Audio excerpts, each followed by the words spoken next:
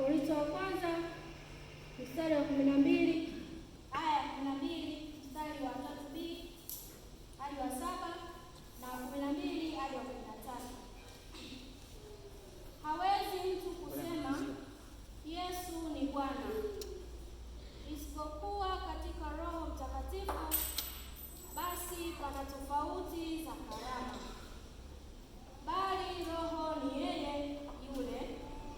Tena pana tofauti za huduma, na Bwana ni yeye yule. Kisha pana tofauti za kutenda kazi, bali Mungu ni yeye yule azitendaye kazi zote katika wote. Lakini kila mmoja hupewa ufunuo wa Roho kwa kufaidiana.